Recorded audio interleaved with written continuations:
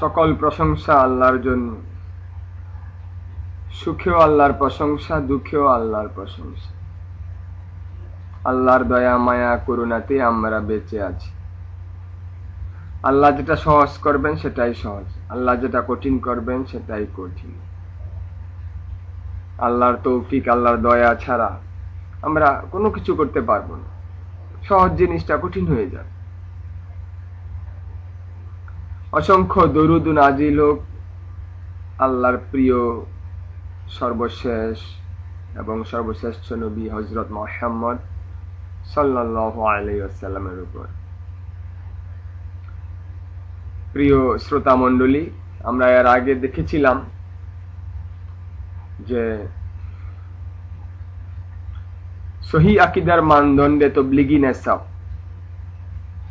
এই কিতাবে শায়েখ মুরাদ বিন আমজাদ বলেছিলেন যে ফাজাইলে আমলের মধ্যে সূরা বাকারার 256 নং আয়াতের যে অর্থ করা হয়েছে সেটা কোনো তাফসীরকারক সেই অর্থ করেননি। এটা কোরআনের অর্থ বিকৃত করেছেন শায়েখ জাকারিয়া রহমতুল্লাহ আলাইহি। এটা শায়েখ মুরাদ বিন আমজাদ বলেছিলেন, কিন্তু আমরা দেখেছিলাম যে শায়েখ মুরাদ বিন আমজাদের কথা একদম ঠিক নয়। বরং আমরা দেখেছিলাম যে এই আয়াতের তাফসির নিয়ে, তাগুত শব্দের কি অর্থ সেটা নিয়ে মুফাসসিরিনে কেরামের মধ্যে মতভেদ ছিল। 5-6টি অর্থ তাদের থেকে বর্ণিত আছে। তো শায়েখ জাকারিয়া যে অর্থ করেছেন, অর্থাৎ উনি তাগুতের অর্থ মূর্তি করেছিলেন, সেই অর্থ অনেক মুফাসসিরিনে কেরাম করেছেন। খোদ তাফসির ইবনে কাসিরের প্রথম লাইনেই মূর্তির অর্থ করা হয়েছে, যদিও সামনে গিয়ে আরো অন্যান্য অর্থের কথা বলা হয়েছে এবং অন্য আরেকটি অর্থকে বেশি শক্তিশালী বলা হয়েছে, কিন্তু করেছেন তো মূর্তির অর্থ তো উনি প্রথম লাইনেই করেছেন। অথচ মুরাদ বিন আমজাদ বলেছেন কেউ করেনি, এবং বলেছেন যে শায়েখ জাকারিয়া কোন অর্থ বিকৃত করেছেন, চরম অমানজনীয় অপরাধ করেছেন। অথচ এই ধমকি উল্টো তার উপরই, শায়েখ মুরাদ বিন আমজাদের উপরই পড়ে। যাই হোক, আমরা আজকে আরেকটি আয়াত দেখি। সহিহ আকীদার মানদণ্ডে তাবলীগী নেসাব এই কিতাবের 51 পৃষ্ঠায় একটা হেডিং আছে, মাঝখানে আরো একটি আয়াতের অর্থ বিকৃতি। উনি শায়েখ মুরাদ বিন আমজাদ এখানে বলছেন, ওনার কথাটা পড়ছি আমি, যে নেসাবের গ্রন্থকার, নেসাব মানে উনি ওই তাবলীগী নেসাব, এবং তাবলীগী নেসাব মানে ফাজাইলে আমলকে উনি বুঝাচ্ছেন। তো পড়তেছি ওনার কথাটা। নেসাবের গ্রন্থকার কোরআনের আরেকটি আয়াতের বিকৃত অনুবাদ করে চরম ধৃষ্টতা প্রদর্শন করেছেন। নেসাবের গ্রন্থকার কোরআনের আরেকটি আয়াতের বিকৃত অনুবাদ করে চরম ধৃষ্টতা প্রদর্শন করেছেন। তিনি সূরা কামারের 17 নং আয়াতখানি তুলে তার তর্জমা করেছেন এভাবে: আউযু বিল্লাহি মিনাশ শাইতানির রাজীম ওয়ালাকাদ ইয়াসসারনাল কুরআনা লিযিকরি ফাহাল মিন মুদ্দাকির। আমি কোরআনকে হেফজ করিবার জন্য সহজ করিয়া দিয়াছি, কোন ব্যক্তি কি হেফজ করিতে প্রস্তুত আছে? উক্ত তো এখানে এই তাবলীগী নেসাব মানে কি বলে, শায়েখ মুরাদ বিন আমজাদের কথা এখানে শেষ হলো। এখন দেখুন, এরপরে আবার দেখুন, আর মাঝখানে এক প্যারা পরে আবার বলছেন শায়েখ মুরাদ বিন আমজাদ বলছেন যে, ওনার কথাটা আবার আমি এখানে হুবহুব বলতেছি। শায়খ সাহেব উক্ত আয়াতের যে অনুবাদ করেছেন, পৃথিবীর কোন তাফসীর কারকগণ সে তর্জমা গ্রহণ করেনি। শায়খ সাহেব উক্ত আয়াতের যে অনুবাদ করেছেন, পৃথিবীর কোন তাফসীর কারকগণ সে তর্জমা গ্রহণ করেনি। এটা তার উদ্দেশ্য প্রণোদিত বানোয়াট অনুবাদ। এটা তার উদ্দেশ্য প্রণোদিত বানোয়াট অনুবাদ। কোরআনের যে কোনো আয়াত বা বাক্য দ্বারা আল্লাহর ইচ্ছা বিরোধী কোন অর্থ করাকে বিকৃতি বলে। যে ব্যক্তি কোরআনের বিকৃতি করে সে যেন ইসলামের মূলে কুঠারাঘাত করলো, আর যে ব্যক্তি ইসলামের মূলে আঘাত হানে তার সাথে ইসলামের কতটুকু সম্পর্ক থাকতে পারে তা সচেতন পাঠক ভেবে দেখুন। মহান আল্লাহ বলেন, ওমান আযলামু মিম্মান ইফতারা আলাল্লাহিল কাযিবা ওয়া হুয়া ইউদআ ইলাল ইসলাম আল্লাহু লা ইয়াহদিল কওমাজ যালিমিন। যে ব্যক্তি ইসলামের দিকে আহুত হয়েও আল্লাহর সম্বন্ধে মিথ্যা রচনা করে তার অপেক্ষা অধিক জালিম আর কে? আল্লাহ জালিম সম্প্রদায়কে সৎপথে পরিচালিত করেন না। সূরা কাহফের ৭ নং আয়াত।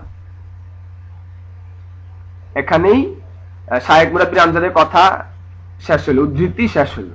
এবার আমার কথা বলছি। এই যে শায়েখ মুরাদ বিন আমজাদ যেই কথাগুলা বললেন, এখান থেকে আমরা কি বুঝতে পারলাম? যে শায়েখ জাকারিয়া রাহমাতুল্লাহ আলাইহি ওয়ালাকাদ ইয়াসসারনাল কুরআনা লিযিকরি, এই যে ইয়াসসারনা মানে সহজ করলাম, আল কুরআন কোরআনকে আমি সহজ করেছি। কেন? লিযিকরি, জিকিরের জন্য। এই জিকিরের অর্থ, যে জিকিরের জন্য, জিকিরের অর্থটা কি? এটা শায়েখ জাকারিয়া রাহমাতুল্লাহ এখানে অর্থ করেছেন হেফজ করার জন্য। জিকির মানে এখানে হেফজ উদ্দেশ্য, যে হেফজ করার জন্য, কোরআনকে মুখস্থ করার জন্য সহজ করেছে, এই অর্থ শায়েখ জাকারিয়া করেছেন। তো শায়েখ মুরাদ বিন আমজাদ বলতেছেন যে এটা বিকৃত তাফসীর, এটা কোরআনকে বিকৃত করা হয়েছে, এবং কোরআনকে বিকৃত করে শায়েখ জাকারিয়া ইসলামের মূলে কুঠারাঘাত করেছেন। এবং উনি আয়াত আনতে, এবং উনি সূরা কাহফের ৭ নং আয়াত দ্বারা আয়াত এনে মানে দাবি করতে চাচ্ছেন যে শায়েখ বিকৃত করেছেন, মানে আল্লাহর উপর উনি মিথ্যার অপবাদ, আল্লাহর উপর উনি মিথ্যা বলেছেন। অতএব তার চেয়ে বড় জালিম আর কে হতে পারে? এবং ইসলামের মূলে আঘাত করার কারণে ইসলামের সাথে তারা এখন কোনো সম্পর্কই নেই। শায়েখ জাকারিয়া রাহমাতুল্লাহ দেখেন কত বড় কথা বলেছে। হায় আল্লাহ! তাহলে আমরা দেখি আসলে এই যে মুরাদ বিন আমজাদ সাহেব যে বললেন যে এই আয়াতের এই লিযিকরি, এই হেফজ করার জন্য এই অর্থ কেউ করেনি। আমরা একটু দেখবো, এখন যাচাই করে দেখবো আসলে ব্যাপারটা কি। যে আয়াতের অর্থ কোন তাফসীরকারক কি আসলেই করেননি নাকি করেছেন। এর আগে আমরা দেখার আগে আমরা আরেকটা জিনিস এখানে বলিনি। এই সহিহ আকীদার মানদণ্ডে তাবলিগি নাসাব এই বইয়ের 53 পৃষ্ঠার নিচের দিক থেকে কিছু রেফারেন্স দিয়েছেন মুরাদ বিন আমজাদ সাহেব। কয়েকটি তাফসিরের উর্দু তাফসির, কয়েকটি উর্দু তাফসির, আর হলো শুধু আরবি তাফসিরের মধ্যে আল্লামা ইবনে কাসিরের তাফসির। বাস কয়েকটা উর্দু তাফসির আর শুধু আল্লামা তাফসির ইবনে কাসির দেখেই বাস উনি ফয়সালা দিয়ে দিলেন যে লিযিকরির অর্থ হেফজ করার জন্য কেউ করেনি। হেফজ করা, লিযিকরি অর্থ হেফজ করার জন্য অর্থ করাটা বিকৃত তাফসির, আল্লাহর উপর মিথ্যা আরোপ করার শামিল। হায় আফসোস! উনি আশরাফ আলী থানভী রহমতুল্লাহি আলাইহির তাফসিরে রেফারেন্স দিয়েছেন, যে থানভী রহমতুল্লাহ অর্থ করেছেন লিযিকরি মানে নসিহত লাভ করার জন্য, কোরআনকে সহজ করেছি নসিহত লাভ করার জন্য। ঠিক আছে, আচ্ছা। তারপরে শাইখুল হিন্দ মাহমুদুল হাসান দেওবন্দি রহমতুল্লাহি আলাইহি ওনার রেফারেন্স দিয়েছেন, যে উনি এই আয়াতের অর্থ লিখেছেন আমরা কোরআনকে বুঝার জন্য সহজ করেছি। কেন? লিযিকরি মানে বুঝার জন্য। আচ্ছা, এরপরে শাহ আব্দুল কাদির দেহলভী রহমতুল্লাহি আলাইহি, শাহ ওয়ালিউল্লাহ মুহাদ্দিস দেহলভী রহমতুল্লাহর ছেলে, উনি ওনার রেফারেন্স দিয়েছেন যে আমরা কোরআনকে বুঝার জন্য সহজ করে দিয়েছি, এই অর্থ শাহ আব্দুল কাদির রহমতুল্লাহ আলাইহি করেছেন। এরপরে খ্যাতনামা আলিম ও সর্বজন নন্দিত মুহাদ্দিস ভারত গুরু শাহ ওয়ালিউল্লাহ মুহাদ্দিস দেহলভী রহমতুল্লাহ আলাইহি বলেছেন আমরা কোরআনকে উপদেশ গ্রহণের জন্য সহজ করেছি। হ্যাঁ, লিযিকরি অর্থ করেছেন উপদেশ গ্রহণ করার জন্য।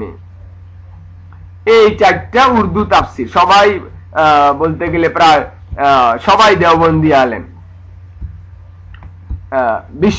এরপরে উনি 5ম নম্বরে বিশ্বনন্দিত মুফাসসিরে কোরআন আল্লামা ইবনে কাসির রহমাতুল্লাহ আলাইহির রেফারেন্স দিয়েছেন যে আল্লামা ইবনে কাসির রহমাতুল্লাহ আলাইহি ওনার তাফসিরের মধ্যে এখানে অর্থ করেছেন কি, যে কোরআনকে আমি সহজ করে দিয়েছি উপদেশ গ্রহণের জন্য, হেফজ করার জন্য ওনারা কেউ অর্থ করেননি। 1 নাম্বার প্রশ্ন হলো আসলে এই যে বিভিন্ন একটা শব্দের অর্থ কি, এই ব্যাপারে এই যে একজন থেকে বিভিন্ন মত আসতেছে, এই মতটা বিভিন্ন রকম মত হলো কেন? আমাদের নবী সাল্লাল্লাহু আলাইহি সাল্লাম কি ব্যাপারে কিছু বলে জাননি সরাসরি? এটা একটা প্রশ্ন, কিন্তু এই প্রশ্নটা নিয়ে আসলে আমাদের এই সংক্ষিপ্ত আলোচনার মধ্যে আলোচনা করা সম্ভব নয়। এটারও সুন্দর জবাব আছে, আপনারা উপযুক্ত আলেমদের কাছ থেকে জিজ্ঞাসা করে এটা দয়া করে জেনে নেবেন। যাই হোক, যে কারণেই হোক মতভেদ আছে। আচ্ছা, তো এরপরে দ্বিতীয় কথা হলো যে এখানে তো শুধু আল্লামা ইবনে কাসিরের তাফসির রেফারেন্স দেওয়া আছে, বাকি আরো বড় বড় তাফসিরি কিতাব আছে, আরো বিশ্ববিখ্যাত তাফসিরি কিতাব আছে।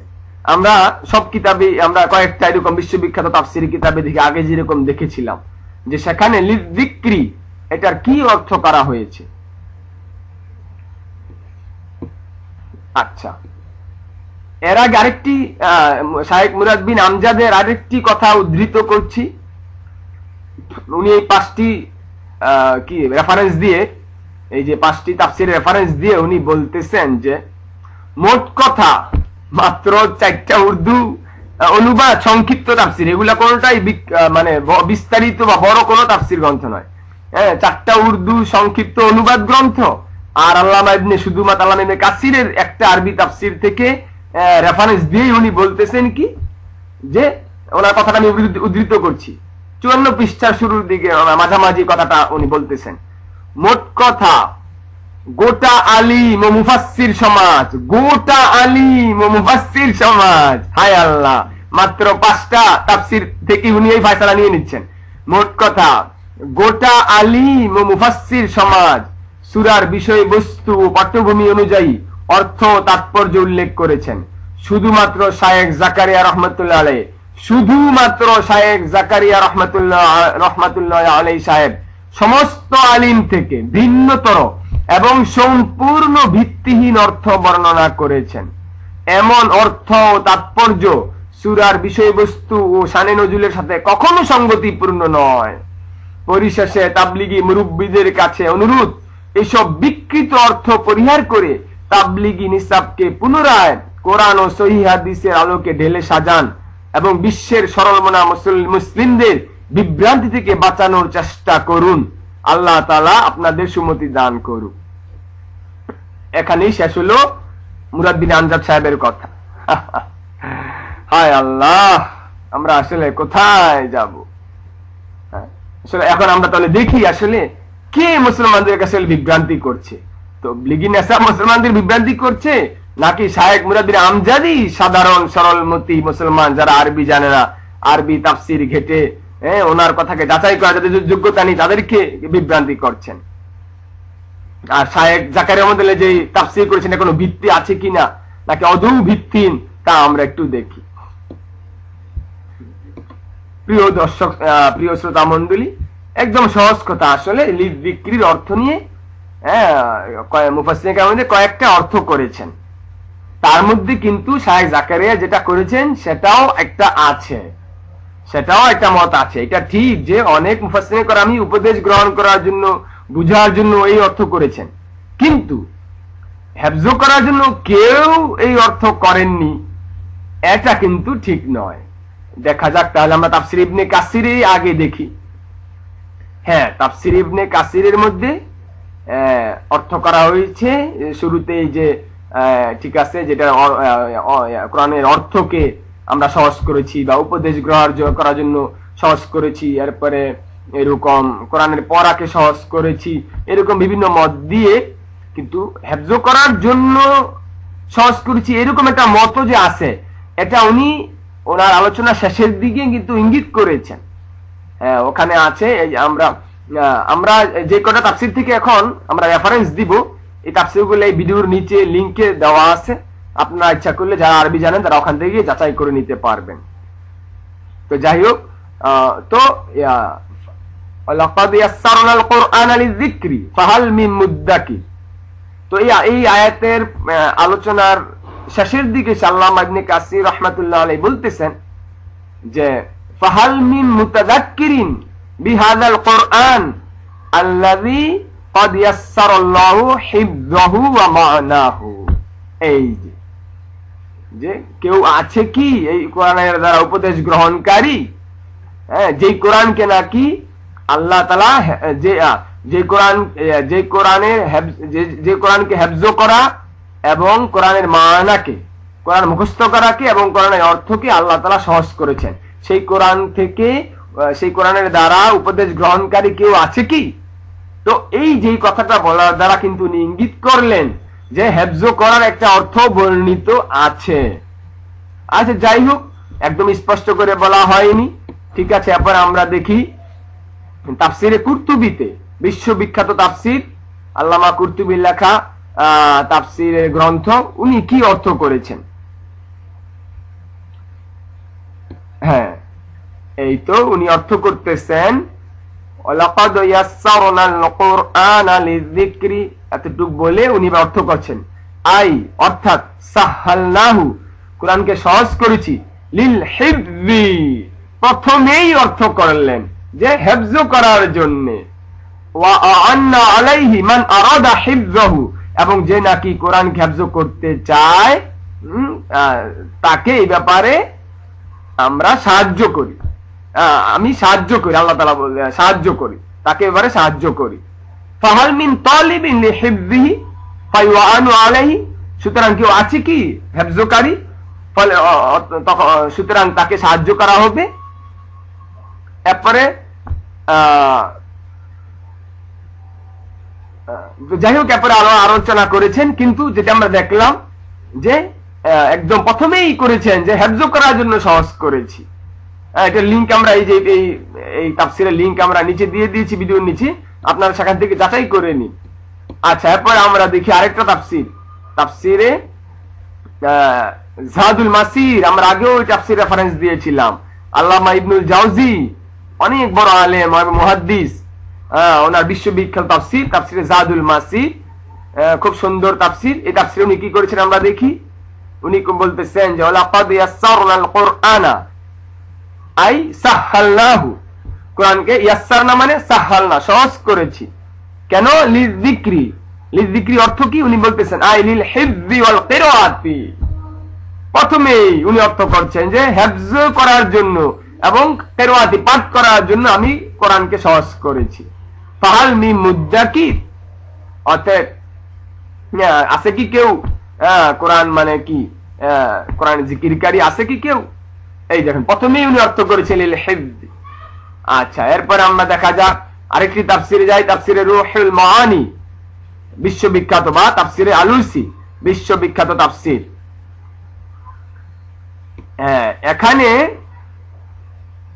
যে অর্থ করা হয়েছে, এখানে প্রথমে উনি অর্থ করেছেন যে লিযিকরি আই লিতাযাক্কুরি ওয়াল ইত্তিআজ, যে উপদেশ গ্রহণ করার জন্য। হ্যাঁ, প্রথমে তিনি এই অর্থ করেছেন যে উপদেশ গ্রহণ করার জন্য। এরপরে আরো আলোচনা করেছেন, কিন্তু একটু পরে গিয়ে বলেছেন অকিলা আল মানা সাহালনাল কুরআনা লিল হিফজি লিমাশতামালা আলাইহি মিন হুসনিন নাযমি ওয়া সালাসাতিল লফজি ওয়া শারাফিল মাআনি ওয়া সিহহাতিহা। এই যে উনি কিন্তু যে লিযিকরির অর্থ যে লিল হিফজি, মুখস্থ করার জন্য হয়, এরকম একটা মত যে আছে সেটাও বর্ণনা করেছেন। আচ্ছা, এরপর আমরা দেখা যাক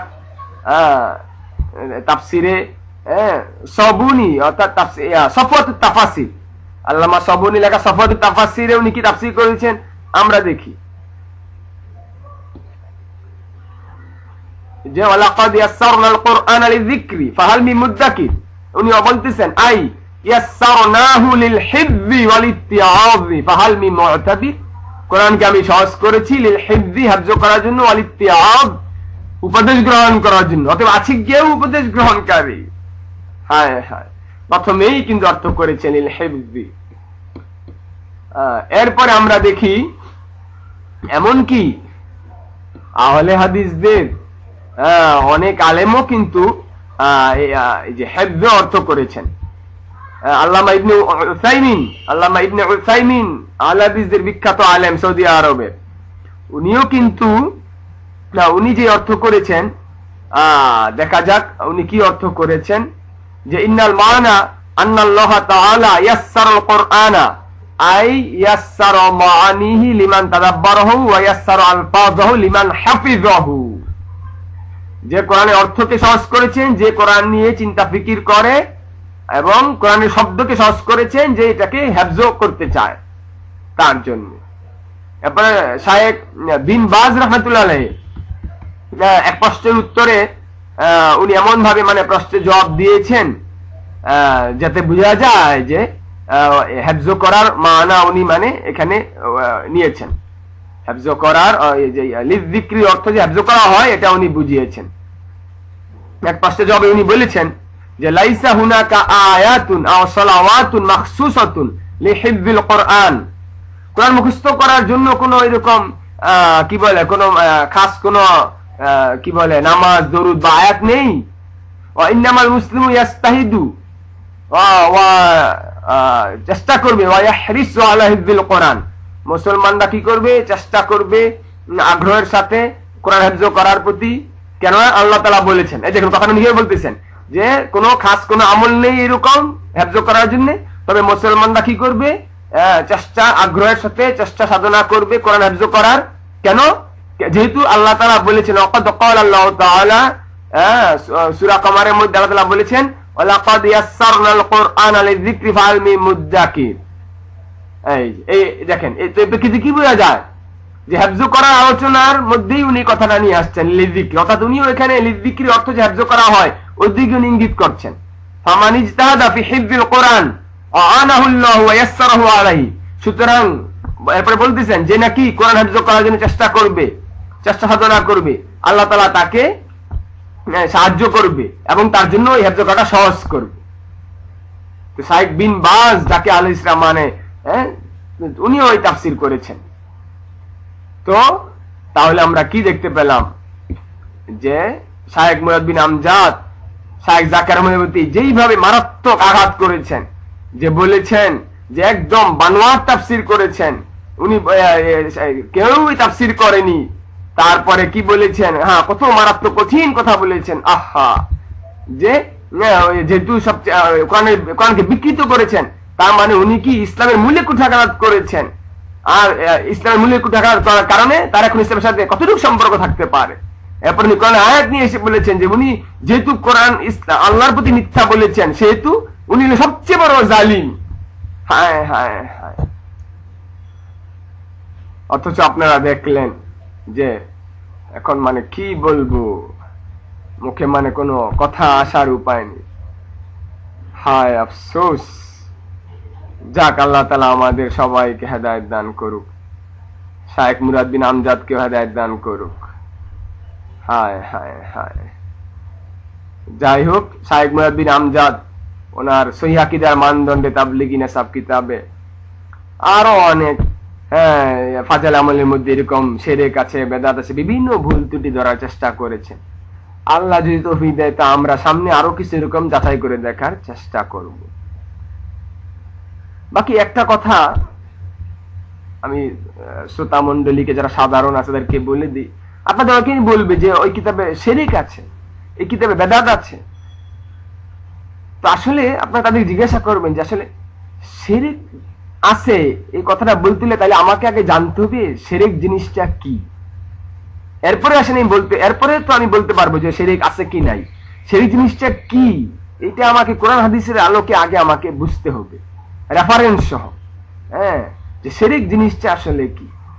তারপরে বললো যে বেদাত আছে, তাহলে বেদাতটা আগে কি এই জিনিসটা আগে ভালো মতো ফায়সালা হয়ে নিতে হবে।